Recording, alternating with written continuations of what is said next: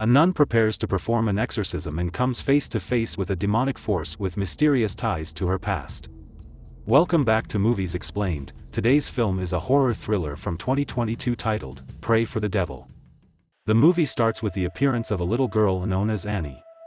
She is seen kneeling and praying in her room before her mom comes yelling her name to open up the door to her room. Annie doesn't answer and continues to pray. The yelling soon becomes more intense as Annie's mother begins banging on the door erratically until she breaks it down as Annie screams. The scene shifts to a now older Annie sitting in front of her doctor. They both discuss the demise of her mother and how she was diagnosed with schizophrenia. Annie, however, doesn't seem to buy this explanation and instead concludes that her mother was possessed because she claimed to have been instructed to abuse Annie by an internal voice. Later, Annie is seen in a school of exorcism where she receives lectures from the same doctor. The doctor instructs the class on how early Christians used holy water to cast out demons from witches. The priests attempt to diagnose a patient before performing the rite of exorcism on them. Later, Annie is seen taking medicine and some confectionaries to a little girl named Natalie. Natalie is suspected of being possessed, so she is being held in the hospital to determine whether she has a medical problem or is indeed possessed. Annie meets the doctor in the ward. She attends to Natalie while checking her drawing, which looks like a dog and train. When Annie gets home and tries to close her curtain, she sees the younger version of herself through the window and looks back. She tries to find the figure she thought she saw, but to no avail. The following morning, Annie bumps into Natalie. Natalie complains about her room, but Annie manages to assure her that the room is fine. Meanwhile, Annie has been hearing her mother's voice in her head. She wanders into the priest's exorcism class, where a film is being shown about a woman named Elena, who has been possessed to a point termed as terminal possession. The father in charge of the class, called Father Quinn, describes the terminal possession as the peak of spiritual and physical possession. He further explains that the victim is set to die if they reach this stage. He pauses the film and goes on to explain that the devil will try to distract the priest in charge of the exorcism, but it is their duty to stand their ground and confront the demon. He states that the priest in charge of the victim case named Elena in the film committed some fatal errors which led to her death. After the lecture, Annie listens to the audio of Elena's exorcism and decodes a section where Elena can be heard repeatedly saying something, which corresponds to the voice. Annie explains to the doctor how her mother discussed hearing an inner voice. She remembers her mother telling her that the voice didn't want her, it wanted Annie. In order to view some hidden documents on terminal cases, Annie goes to the librarian to ask permission. However, the librarian informs her that the information is classified. Sister Euphemia, the head of the nuns in the academy, chastises Annie for participating in the priest's training for exorcism, which is strictly for priests. She tells Annie in the presence of Father Quinn that the place of the sisters is not to free the possessed but to care for them. Annie, however, expresses her opinion about being the first female to perform an exorcism. After the meeting, Annie goes to one of the patient's wards named Clark to give him medication and daily treatment. While administering his treatment, she notices that Clark is humming a song that only her mother knows. Clark's body heats up as he tells Annie that they have been waiting for her. Annie rushes to call for help but is attacked by Carl, ordering Annie in a demonic voice to let him in, until she pushes him to the floor. Cardinal Matthews watches the security footage and meets with Father Quinn and Sister Euphemia. He states his observation that the demon in Clark was provoked just by the mere presence of Annie. Sister Euphemia gives her opinion about sending Annie away from the academy, but Father Quinn seems to have a different opinion. He tells Cardinal Matthews that he would like for Annie to stay and join the priests in learning exorcism. Cardinal Matthews somehow seems convinced by Father Quinn. The following day, Annie joins the priests in training for exorcism. Father Quinn joins them shortly and introduces Annie to the class. After the introduction, they proceed to the mouth of hell for an apparent simple exorcism. They descend through stairs until they reach a door that Father Quinn opens with his card. When they finally reach the cage, Annie is shocked to see Natalie inside. Father Quinn explains that Natalie has been exhibiting symptoms that the doctor has been unable to interpret. Father Dante and Father Raymond are appointed by Father Quinn to lead the exorcism. They put on the armor of God and proceed into the cage. They both start saying prayers while approaching Natalie slowly with crosses in their hands. The demon in Natalie blocks Natalie's ears, but Father Raymond is quick to spray some holy water on it. This causes the demon to climb up the wall. Natalie approaches Annie and examines her in the mirror before covering her eyes with her hand as maggots swarm out. Father Quinn decides to intervene. He enters the cage and begins to say prayers. Annie is forced to intervene after Natalie knocks down Father Quinn. Annie manages to connect to Natalie shortly before the demon takes over again. Father Dante and Father Raymond help Father Quinn up before they all start saying some prayers. Natalie collapses and her hair begins to enter her mouth. Father Quinn and Annie continue to say the prayers, while Father Dante and Raymond attempt to keep Natalie's hair from entering her mouth further. After a while, a hand comes out through Natalie's mouth and releases the hair before Natalie finally calms down. Annie, Dante and Raymond enjoy a drink outside following the exorcism, as Dante praises Annie for her bravery. He also reveals that one of Natalie's drawings of a pregnant woman was intended for him. He tells her that his sister was raped, and became pregnant but lost the baby, and has been possessed ever since. Later that night, Annie has a nightmare about going to drop off a suitcase, and sees a covered body in a laboratory. She opens the cloth and is jolted awake when she discovers that the dead body is her mother.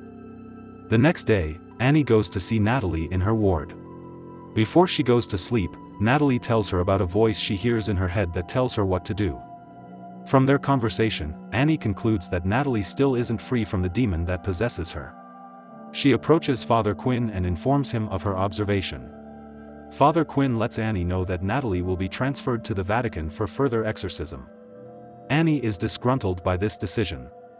She continues her research and believes that instead of treating the patient like a demon during the exorcism, she would have more success if she is able to connect with them. The following day, Father Dante distracts the librarian and allows Annie to gain access to the records of terminal cases sent to the Vatican. She discovers that the death rate for those sent to the Vatican is extremely high. In her research, she discovers the video of the interview of one of the victims. She realizes that these victims are consumed by guilt that is influenced by the demon, making them believe they are unworthy of God's forgiveness, and they willingly allow these demons to possess and torture them in order to pay for their sins. She then recalls how her mother used to feel guilty whenever she hurt her when she was a child. Annie tries to reach Natalie but discovers that her card doesn't work anymore. When she asks one of the sisters about her card, she is told that she is being transferred to the Vatican. She rushes to Father Quinn, overcome with fear, and informs him that she has observed the high mortality rate of the victims brought to the Vatican. She proposes that if the Church tries to connect with the afflicted rather than treating them like demons, the exorcism success rate may increase, but Father Quinn doesn't look too convinced by her theory. Exorcisms. He gives her a firm warning that she will be lost if she deviates from the way of the Church. Annie walks away from him, jamming Father Dante on the way. He tells her that he believes in her theory and he is convinced because of the way she handled Natalie's case earlier. He proposes a plan to test her theory by performing an exorcism on his afflicted sister. Later that night, they both arrive at Father Dante's house. Father Dante draws the sign of the cross on Annie's forehead with holy water before they proceed to start the exorcism. According to Dante's mother, his younger sister, Emilia, has been asleep for 3 days.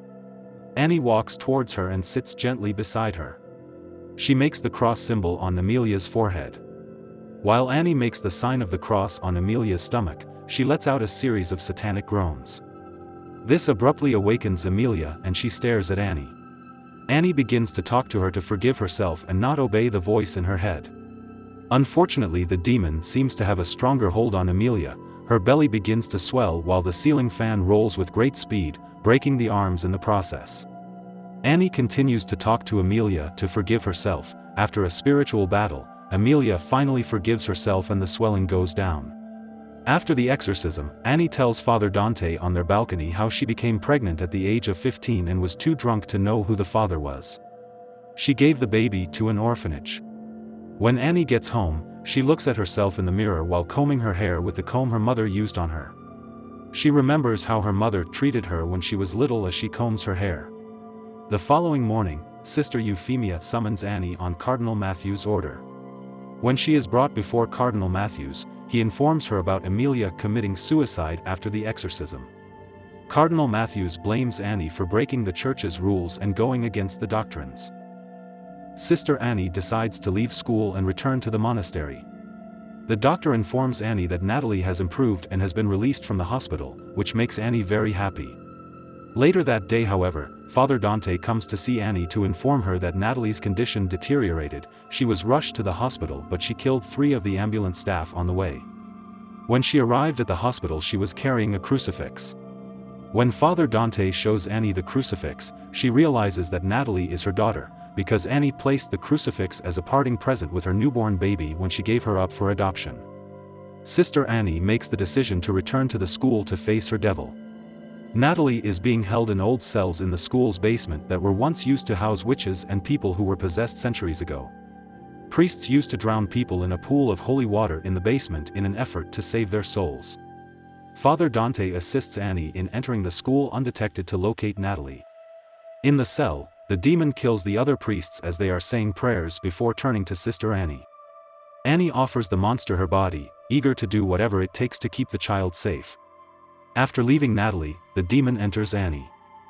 After being possessed by the demon, Annie goes after Natalie and Dante with the intention of killing them. She's able to find Natalie, and as she holds her, she begins to hear her mother's voice whispering for her to let go.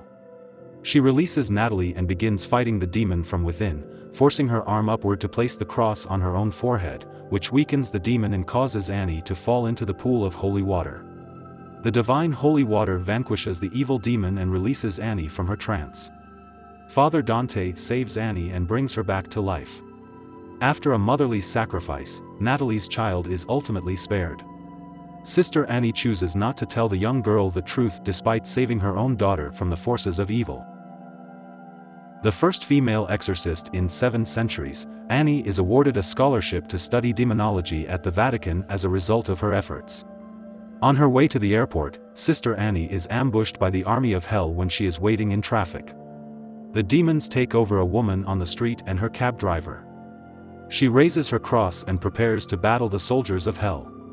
Thanks for watching, like and subscribe for more videos.